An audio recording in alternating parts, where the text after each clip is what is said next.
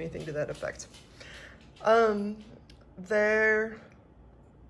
There's probably a good point right now to stop and explain a little more, in a little more depth, what dissolving is. For ionic compounds, because again, we're talking about two ionic compounds that are reacting together to dissolve in water. So let's look at something like sodium chloride. Now, sodium chloride is just regular table salt. We know that it is soluble. It's soluble, meaning it's dissolvable. And it will dissolve if we put it in water, for example. But here is why it dissolves. If you take sodium chloride and you put it into water, on a molecular level, let's go ahead and draw water out. Water's like this. Now, we haven't gotten to talk about lone pairs yet, but it really doesn't matter because you already know that oxygen likes to take on a negative charge, right? So if this were an ionic compound, you'd say oxygen has a 2- charge. This is not, it's a molecular compound, but the process still remains the same. Oxygen likes electrons, it likes to be negative, and it gets what we call a partial negative charge, meaning all these electrons that it's sharing here and here, they like to hang out closer to the oxygen. If all the electrons hang out close to the oxygen and give it a partial negative, that means they're leaving these guys alone. And these get what we call a partial positive. They have less electron density. So these are a lowercase delta, symbol lowercase delta. You won't need them, you won't need to draw them, but I'm just doing this so that you understand that we get an overall negative up here with the oxygen and an overall positive with the hydrogen down here. Okay, now let's go ahead and take sodium chloride. Sodium we know is Na+, and chloride is Cl-, and when they mix together, that's why we get sodium chloride as one of each. Now, of course, these charges cancel each other out, but if we were to look at them as individual ions, this is what they look at like. So solubility is essentially like a love story. So this chloride right here is like, hey, what's going on? Partial positives down here, and the sodium's like sup, partial negative over here. They had a choice. They could either stay together and love each other or break apart. And in the case of soluble stuff, the soluble stuff prefers to break apart. And so what you end up getting is this water with a sodium up here and a chloride down here. So when you put salt in water, that salt, the sodium and the chloride, are no longer near each other. They're broken apart and they're surrounding water like this. So that when something dissolves, that's what happens. When an ionic compound dissolves, that's what happens. So let's go ahead and draw that out in here. So if you got a big old glass of water, you're gonna have Na+, Cl-, Cl-, and Na+, kind of hanging out over here. So something that we talked about earlier was if you add salt, sodium chloride, specifically to water, the volume actually goes down. I don't know if you remember discussing that, but when you add sodium chloride to water, the volume will go down.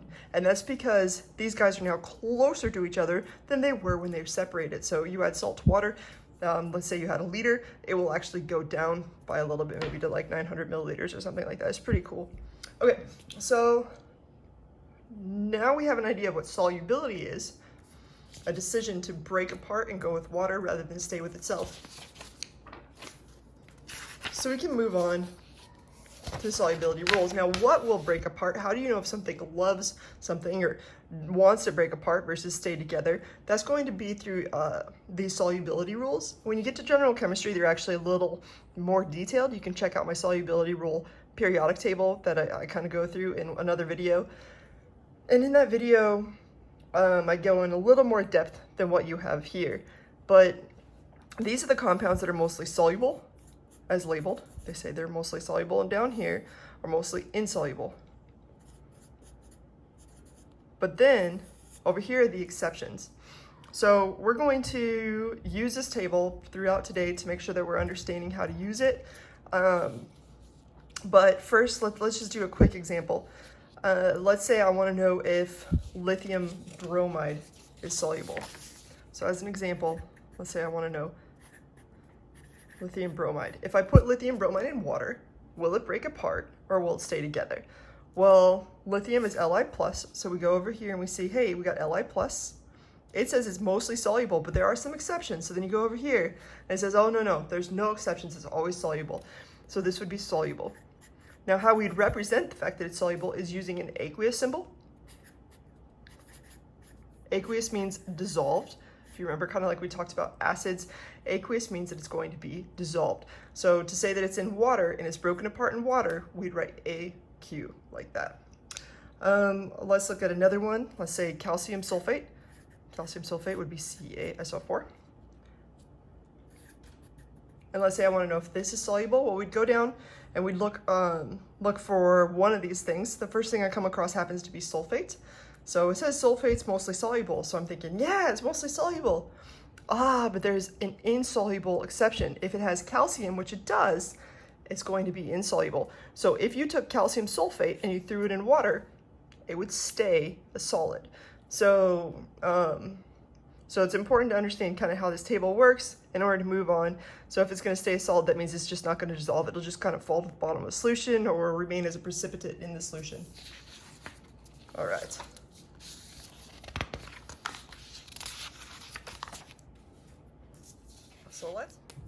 So all those notes would go here. I just adjusted this. So you need a spot for your notes. All right, so let's move on. It says lead 2 nitrate reacts with sodium chloride. So if you remember in ionic compounds, what we do is we want to make sure that we switch the anions. So it says lead 2 nitrate reacts with sodium chloride. Well, that would form lead 2 chloride.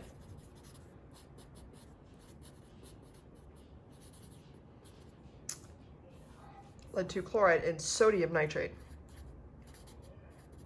It helps to write them out, otherwise you might get the subscripts and coefficients incorrect, and having this all written is a lot easier. So now it says write and balance the reaction. So once we have an idea of what we're going to get, then we just go ahead and go for it. Lead 2 is Pb, it's got a 2+ charge.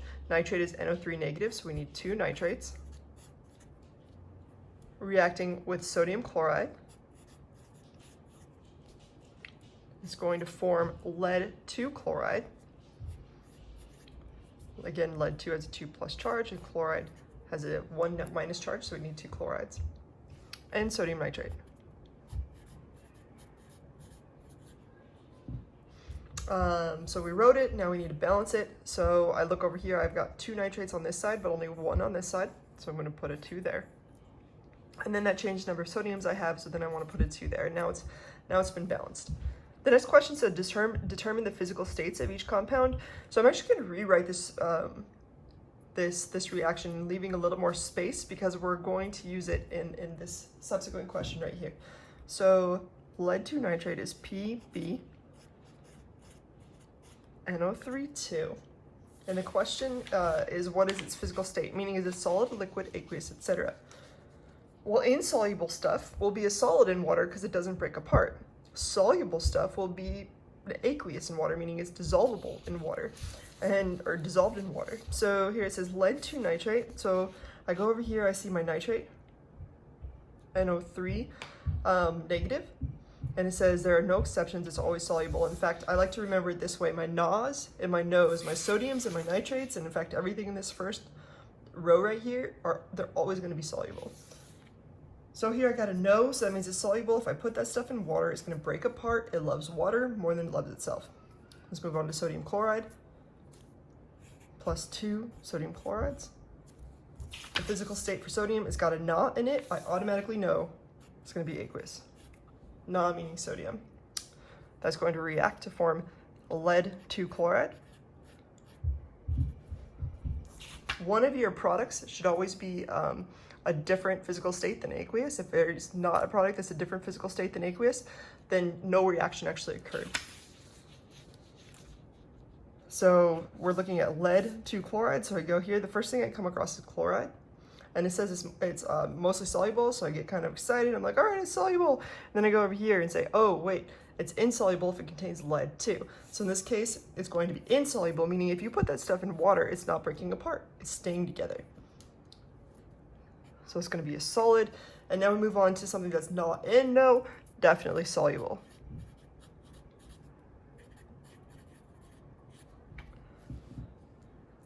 Once we've done that, it says, what is the total ionic equation? The total ionic equation is going to give us an idea for what is actually happening. Now, one thing we tend to get a little caught up on is that when we look at these reactions, we just see a whole bunch of letters and numbers and we just try to get through them.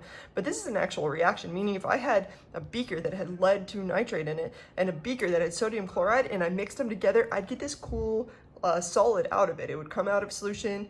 It'd make the solution heterogeneous. It'd be really cloudy and it'd be lead 2 chloride.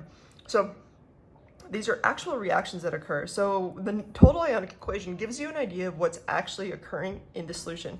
So let's go, and you actually very rarely are asked it. I'm only going to do it once to show you, and then I'll show you some shortcuts for how we figure out the subsequent questions. Okay, so total ionic equation means just take everything that's aqueous and break it apart. In fact, let's write that. If it's aqueous, break apart into ions. And that just better represents it, because remember, if you have something that's aqueous, lead 2 nitrate, it's not together, it's broken apart anyways. So really lead 2 nitrate is lead 2 plus hanging out in solution and 2 nitrates. And this would be lead 2 nitrate broken apart. Now I'm going to add, here we have sodium chloride. We have 2 sodiums and 2 chlorides, because they're broken apart in water, and this 2 distributes to both of them because it's 2 sodium chloride, meaning there's 2 sodiums and 2 chlorides. And then we're going to form over here lead 2 chloride. Now here we have a solid. So is this broken apart in solution? Hopefully you're saying no, it has to stay together if it's a solid. What that means is in solution it's just regular old lead 2 chloride. And now we get over here, I'll put solid. I'm not going to put aqueous on all these. It's just assumed usually if they're ions, they're aqueous. And then here we have sodium nitrate. We have 2 sodiums and 2 nitrates. Okay, so this would be its total, or oftentimes it's called its complete ionic equation. And let's look at this in terms of what's happening. So you've got a beaker, let's say that's made up of lead 2 plus and nitrate. You have another beaker, so that would be this beaker right there. You have another beaker that's got sodium and chloride in it. And remember, they're broken apart because they're aqueous. And you mix these 2 beakers together. What happens is this lead over here is like, what is going on? You 2 beautiful chlorides. And it grabs hold of them. And they react and they form a solid. This lead and these 2 chlorides love each other more than they love water. So over here, that's why when you mix them together, you've got this lead 2 chloride, which would be kind of like that, all meshed together. And sodium right here and nitrate right here did nothing at all. In fact, they did so little that they just spectated. And that's why we would call these things spectator ions. So anything that's the same on both sides,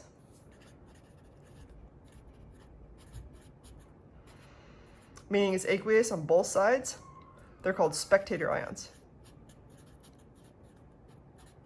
And we'll get into them again in a little bit to make sure that you're clear on that. But again, the lead and the chloride mixed together, that's the only thing that did anything, was this lead 2 chloride.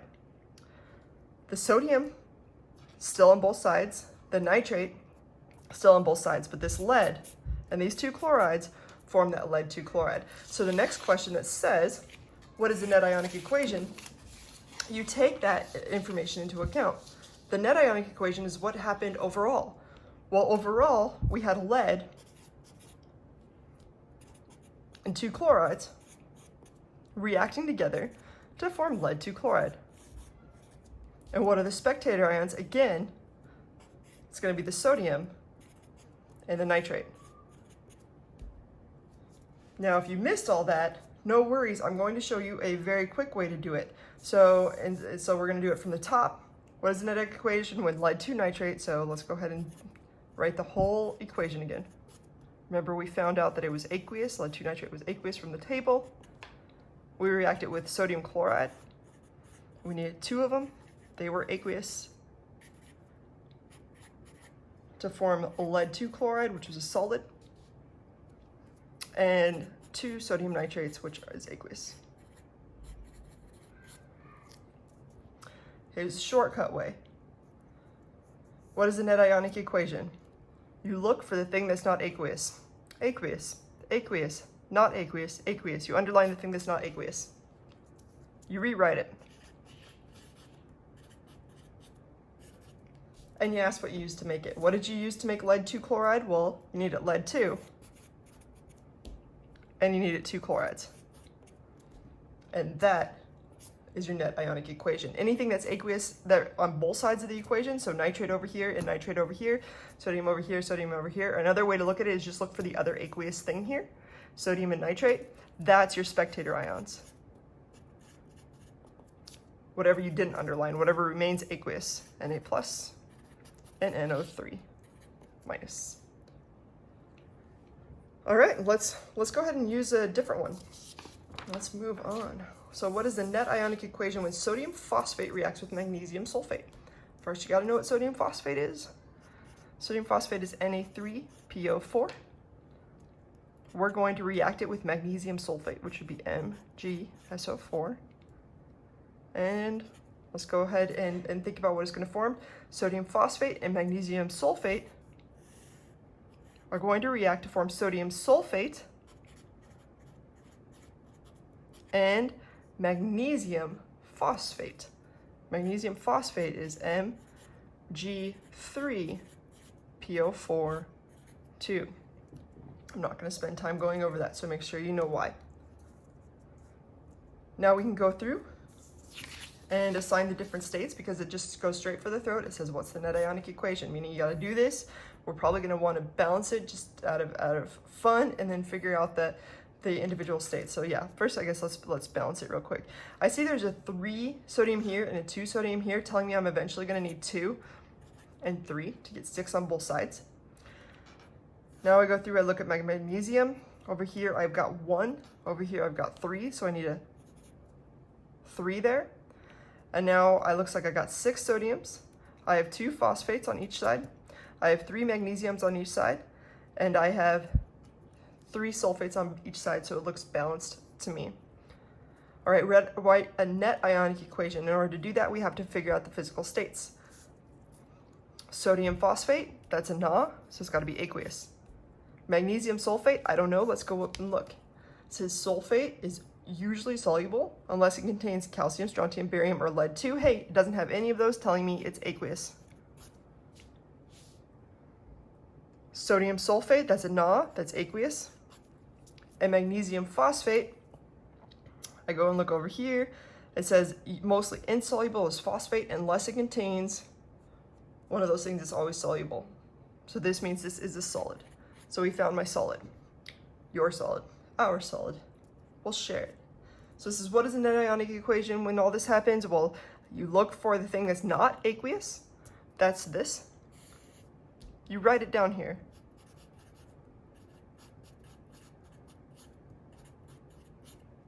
And you ask yourself, what did you need to make magnesium phosphate? Well, you needed 3 magnesiums apparently. And you needed 2 phosphates. And that would be your net ionic equation. What are your spectator ions here? Well, you look for the thing that's aqueous.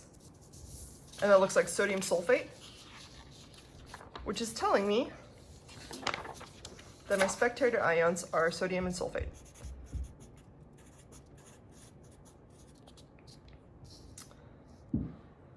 All right, and that's about as difficult as it gets for these precipitation reactions.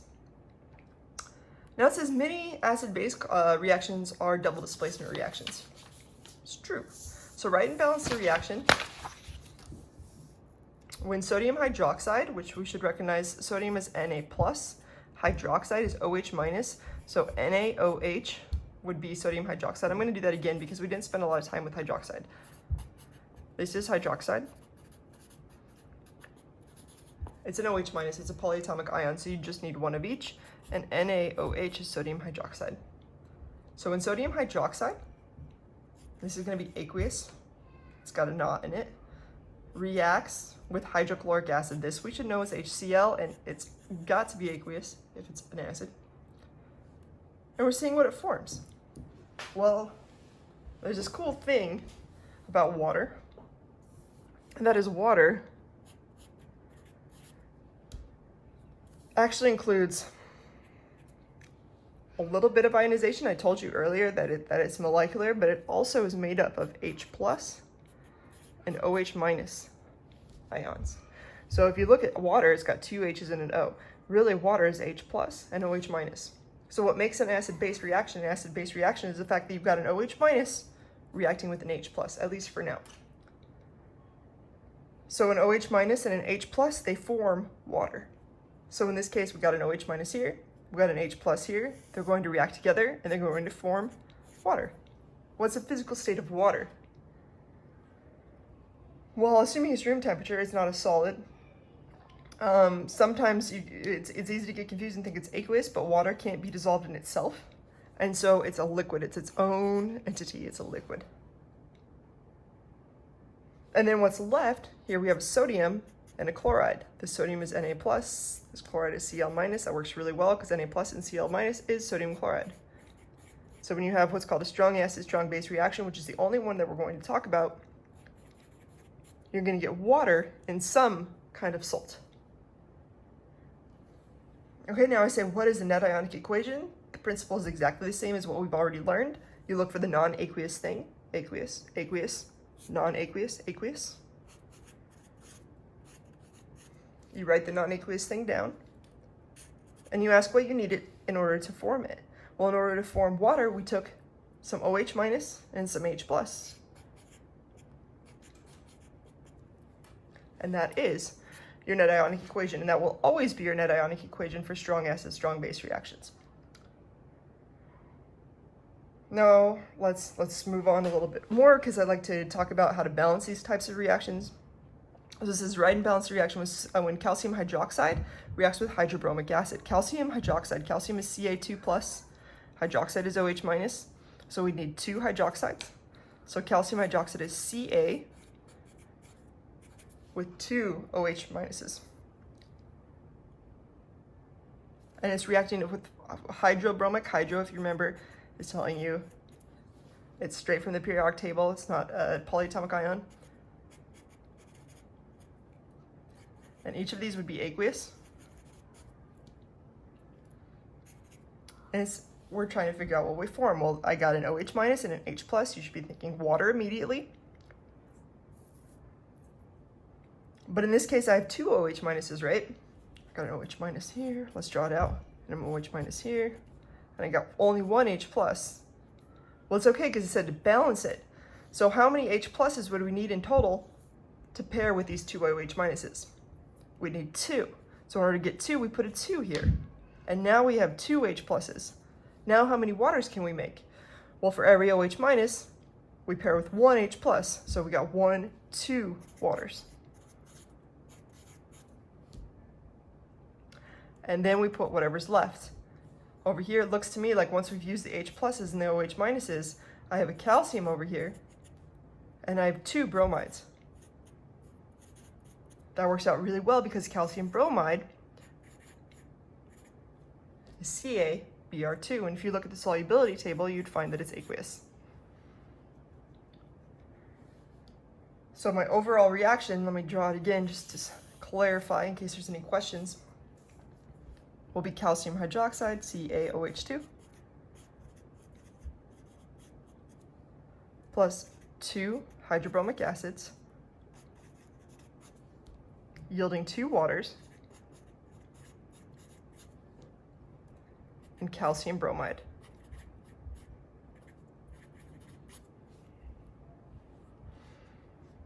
All right, the next question is,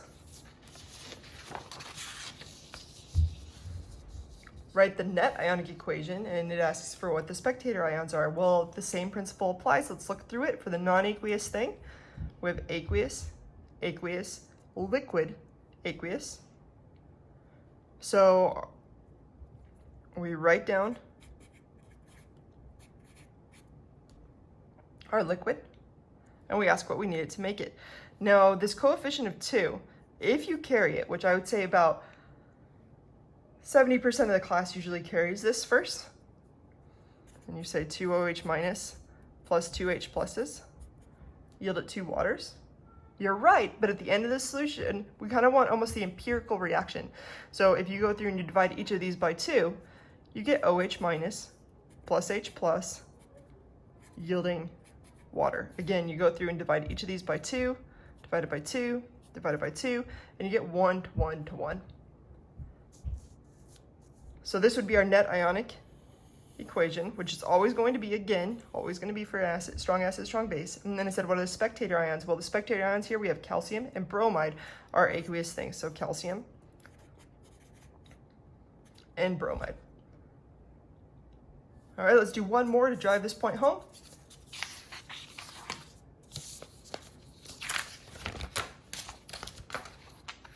It says, write and balance the reaction when phosphoric acid reacts with potassium hydroxide. Phosphoric acid is H3PO4. Then it's reacting with potassium hydroxide. Phosphoric acid is an acid, so it should be aqueous. In fact, I'm going to go blah, blah, blah, blah, blah, and rewrite it again, and we'll just answer all these questions. So this way I can make it bigger. H3PO4, it's going to be aqueous. Reacting with potassium hydroxide, potassium is K+. Hydroxide is going to be OH minus. So K, co. And what's it going to form? Well, we know that 1H plus forms with 1 OH minus to form a water. But we only have 1 OH minus here, and we have got 3 H pluses. So how many OH minuses do we need? We need a total of 3, and that's why we'll put a 3 there. Now we can form 1 to 1, and we'll get 3 waters. Then you put whatever's left. It looks to me like it's potassium phosphate, K3PO4.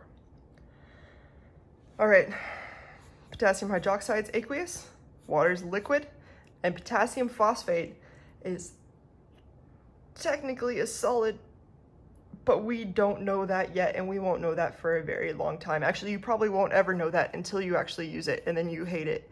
So it's an aqueous according to the to our table and according to most tables in existence.